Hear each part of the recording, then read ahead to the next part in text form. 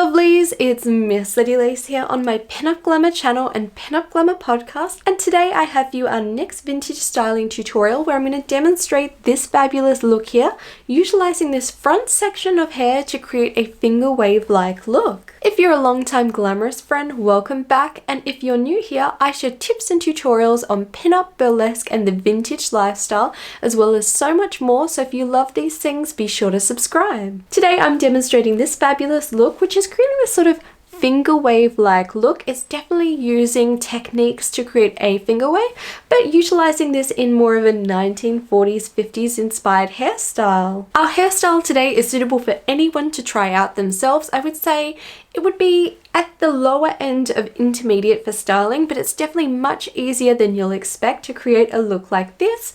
All I have done is taken my hair as it sits naturally and created that look. For today's tutorial, you're going to need a hairbrush, a teasing comb with a tail for dividing, a bristle brush to smooth your hair, hairspray. I am just going to be using Coles brand again today, but you can definitely use a finishing spray at the end, but definitely use a working hairspray as you work through the style. You can also use a pomade if you find you have very textured or hair that has lots of flyaways. This will definitely help with that. If you're using pomade, I would run that through before the style and also use it to pick up any flyaways as you do that style process. You'll need a bunch of bobby pins. I'm mainly using the shorter bobby pins. I sometimes use these longer ones, but these are the ones we'll be focusing on using today. And you will need a bunch of clips that have a nice smooth edge to them. If you have a clip like this where it's got the jagged edge, I wouldn't recommend this one as it will interfere with the style you're looking to create. For this style, I'm using 3 of these pins.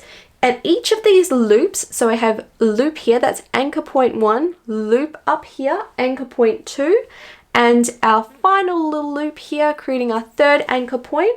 And at each of these points, I want to have a clip.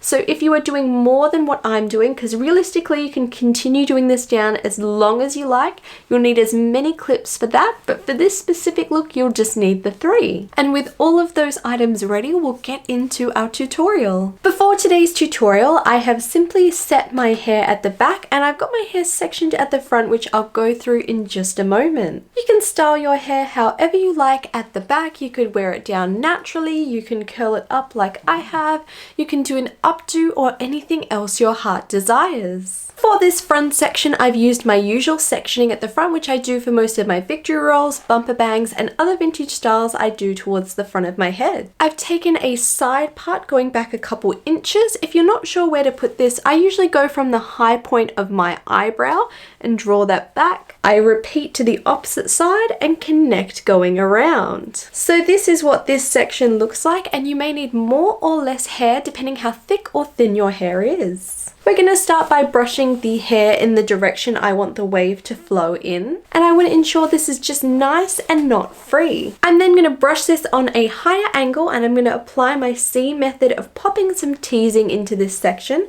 So I'm pushing down towards the scalp, really focusing on pushing in a C motion, which is going to prevent any damage in the hair. I'm really focusing on getting this through the bottom of the hair here, and I'm doing the back, front, and I'll do the 2 sides as well, just to make sure that teasing is nice and even. From here, I'll take my smoothing brush and just lightly go over all those edges, just smoothing down all those flyaways. I won't usually use a hairbrush for this, as if I put this all the way through and brush it, it's just going to remove that teasing. If you do require a hairbrush, or if you don't have a bristle brush, I simply just use the very edge of the brush and I'm just catching the hairs, so I'm not brushing all the way through. But I'll continue with that bristle brush till I'm happy. Taking a little bit of hairspray, spraying that in the direction I want that to flow, and then I'll continue going over that with that bristle brush. From here, I'm going to work on creating the wave. So I'm going to take a finger and I'm going to lift under this section here, creating an anchor point where I want that first little loop to curve around. I'm going to take a bobby pin and secure that just a little bit through that bottom. So I'm just catching on that outer edge and going under. Then I'm going to take one of my little clips and I'm going to clip this into place so it's nice and secure. I'll then grab the hair and I'm going to pull this up to create a little loop coming around. Grabbing our next anchor point, I'm pulling this down. After creating that anchor point, I'm going to pin that into place. So taking the bobby pin, catching it through the back of the hair and securing that against the scalp. Taking another clip, I'm going to catch that next anchor point. To finish off the end here, I'm going to take 2 fingers, wrap the ends around this, and I'm going to position this at the end here so it finishes off with a nice little loop. Again, taking a couple bobby pins and securing that lightly into place for now. Taking one more clip, and I'm just going to clip the very edge here. I'm going to take lots of hairspray, spraying that through, and I'm going to take the tail of the tail comb and just see any flyaway hairs and try and get them to sit down where I want them to sit. I'm going to take a little bit more hairspray, just continuing to manipulate that how I want it to sit, and I'm going to let this set for a few minutes while that hairspray sets into place. Once that's feeling all nice and dry, so I don't want to feel any wet hairspray anymore, we're moving on to the rather difficult part of this style. So this is a part I often muck up, and it quite often means you do need to start again. And this is removing these pins, so we're going to be very careful. So I'm going to grab the edge, and we want to make sure we completely open up that pin just very lightly and pull that out from here.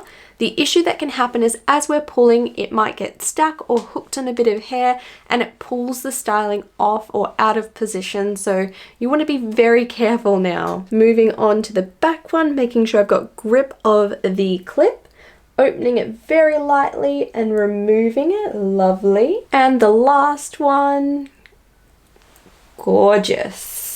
From here, I'm just going to go in and add any hairpins that need a bit of stability.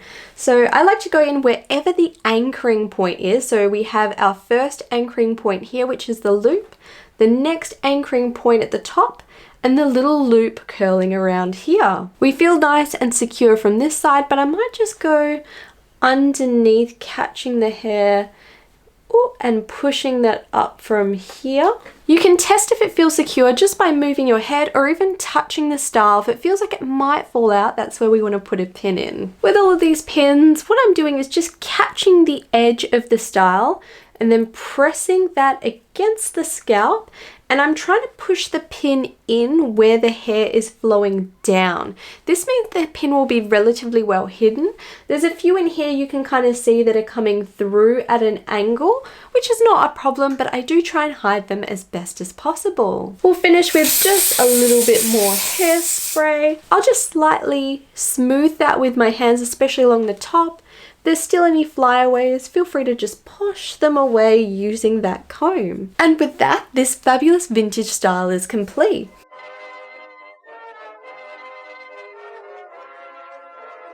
This is truly such a fabulous look, and it is a lot more simple than I think most people are aware of. It does take a bit of time and practice to really perfect, but once you have this down packed, you can apply the same method in many different ways to different parts of your hair in many different aspects. I truly hope you've enjoyed today's video though and found it a little bit useful. If you have, be sure to give me a like and a comment, as that really does help me out. And if there's any tutorials or videos you'd like to see, do let me know in the comments below. If you'd like early access to these videos and exclusive content, I do have my Glamour community on Patreon. I'd like to thank all my patrons, but especially my VIP Glamour patrons and Glamour Bella students. The support you give me truly helps me in creating more here on YouTube and Spotify. For more vintage hair inspiration and to stay up to date with my daily pinup adventures, I post super regularly to Instagram and TikTok. Simply follow @MissLadyLace and be sure to drop me a message so I can follow you back too. To never miss out on one of these uploads, be sure to hit subscribe, and I will be seeing you all very soon. Stay glamorous!